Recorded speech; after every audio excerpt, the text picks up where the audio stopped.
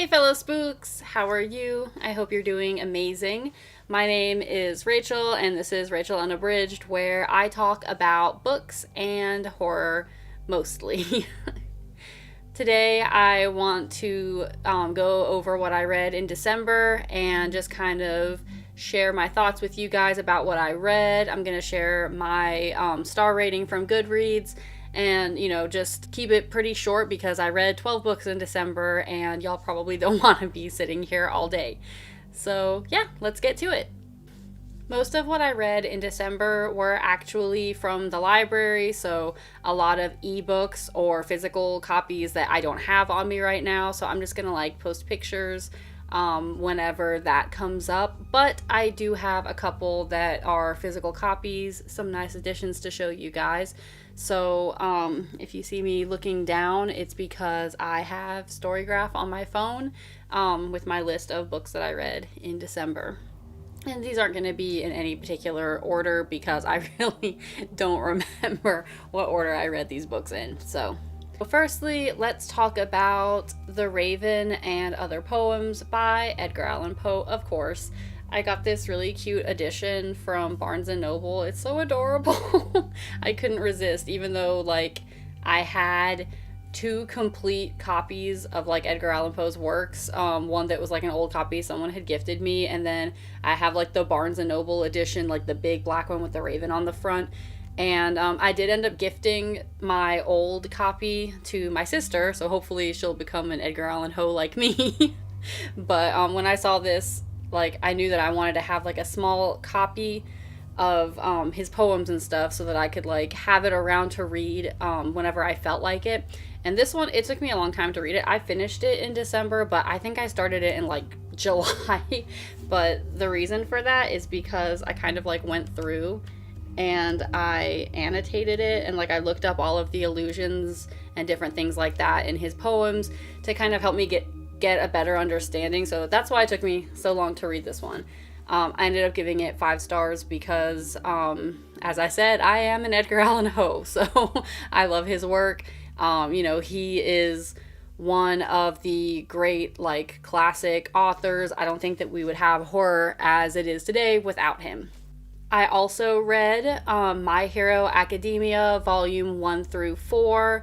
I got these from the library, so I don't have them physically, but I already was kind of a fan of this series. I've watched up to Season 4, I think, of the anime, so I kind of wanted to get into the manga and see. First off, I want to get caught up to the stuff that hasn't happened in the anime yet and get the whole story before everyone else does. I'm too impatient to wait for it to be animated and all of that. So I did read the first 4 volumes. I think that puts me halfway through the sports competition or whatever. But I really enjoyed it. I really love the characters in this series. There's such a variety of character types, and even though sometimes it plays into the more annoying tropes that I don't like about Japanese media, we have to have the constant pervert character and stuff like that. Haha, it's so funny to sexually assault women. Mineta is obviously my least favorite character of the whole thing, but even though it does kind of play to those tropes sometimes, I think that overall it's just really fun and the characters are great, and that's why I gave it 5 stars. I think for every volume I gave it 5 stars. If you don't know, My Hero Academia is about a boy named Midoriya Izuku, and he is quirkless, is what they call it in universe. Basically, it is now the norm for people to be born with special powers and abilities, and he was born without one.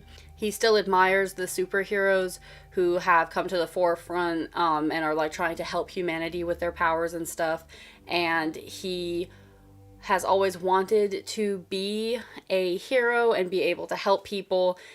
Even though he's quirkless, he's very courageous. He just runs into danger to help people because he just feels that strongly about it. And this isn't a spoiler or anything. It happens in the first volume of this series, but he ends up inheriting a quirk from his favorite superhero, and then that kind of puts him on the road to becoming a really powerful hero. Another book that I read in December was The October Country by Ray Bradbury. I love Ray Bradbury. I read Something Wicked This Way Comes almost every fall. It's one of my favorite stories. When I was a kid, my uncle had a VHS copy of the movie that came out. I want to say it was in the 80s.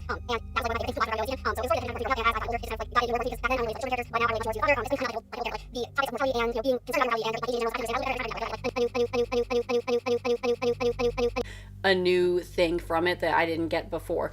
But we're supposed to be talking about The October Country. I wanted to read more of Ray Bradbury because I love Something Wicked This Way Comes. And I found this copy at my local used bookstore for like $2.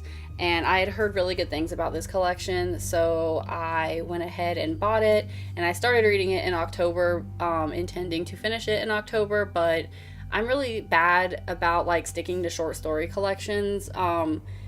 I don't know what it is, just like I like to read a few stories and then go and read something else, and then come back and read a few stories and then go read something else. So that's kind of what I ended up doing with this, and I ended up finishing it in December, and it was a really good collection. There were some really good stories in here, like let me see if I can remember some of the ones that like I really enjoyed. Some of the stories that I really enjoyed were The Dwarf, The Jar, The Scythe. There was just like, all of them were good, but those were the ones that I found myself relating to the themes, like the underlying themes and topics the most. So I would highly recommend this book. Let me see, what did I rate this? I gave it 4 stars. The next book I want to talk about is Gothic by Philip Fracassi. I got an arc of this from NetGalley and read it in December. I think that this book is due to come out at the beginning of February, maybe February 3rd or something like that. But this story was really enjoyable. I think that I gave it 4 stars. It gave me really strong, like the way he wrote gave me really strong King vibes. This is the first time that I've read this author, so I don't know if that's just how he wanted to present this story, or if that's like his usual style, if he's heavily influenced by Stephen King or not. The story follows this man. He's aging. I think that he's in his late 50s when the story starts. He's actually celebrating his birthday, and he is kind of a washed up sort of author, or that's how he views himself. He's not really like, he's had his heyday, and he's not really writing stories that people are engaging with as much. He's on shaky ground with his publisher, and all he wants is to be able to write another bestseller. He's kind of having financial issues. He's really kind of aspiring to, reach new heights, like he did back in his heyday and stuff. And his wife, hoping to help improve his mood and help him to kind of get in a space where he can write like he used to. She buys him a new desk for his birthday, but this desk isn't quite what it seems, and some pretty sinister things start to happen. I'm just gonna leave it there. Like, none of that is spoilers. I'm pretty sure it's all in the summary on Goodreads, but so I really enjoyed this book. I really enjoyed the character work. In a lot of ways, it gave me really strong vibes of The Shining by Stephen King. So if you enjoyed The Shining, I think that this is a book that you would enjoy. Another book that I read in December was The Monster of Elendhaven by Jennifer Giesbrecht. I hope that I'm saying that name right. I should have looked it up. But I gave it 3 stars. It was more of a novella, and while I did really enjoy it, there was a lot of stuff in it, like world building and character development wise, that I wish had been dug into more during the course of the story.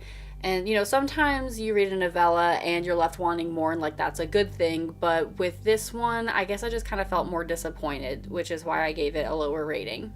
This story is about a man who is a serial killer in this kind of industrial age city he comes into contact with, and then becomes kind of companions with this sort of upper crust, like rich guy whose family has kind of been an important family in the history of the city, and they sort of start working together for like nefarious purposes. It was enjoyable, just like I said, I wish that there had been a little more like background for the characters and background for the world. I also read The Woman in Black by Susan Hill.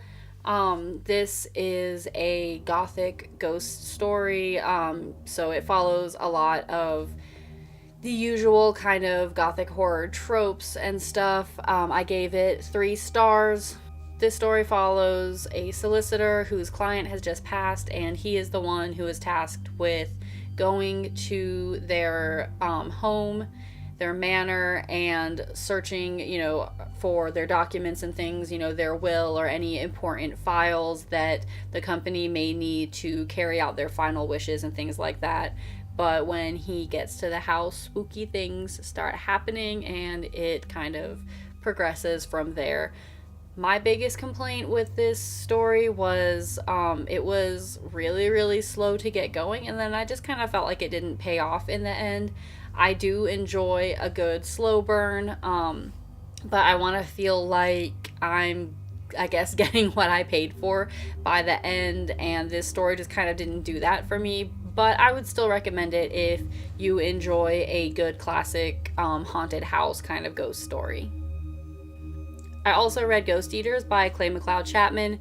This was part of a group read for this horror group that I'm a member of on Goodreads.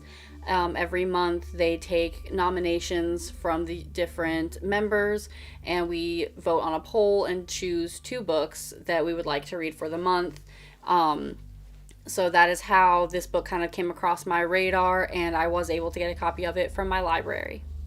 I ended up really liking this one. It was 4 stars for me. This story is about a friend group.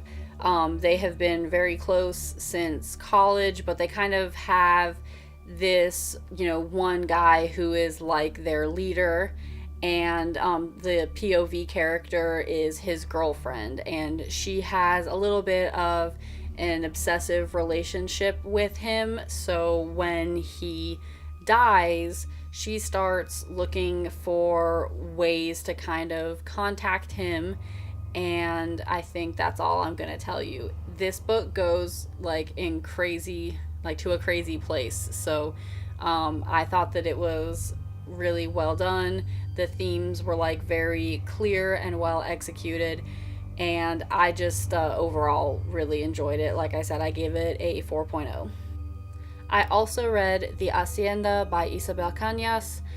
This was also chosen in the horror group on Goodreads, so I did manage to read both of the reads for December.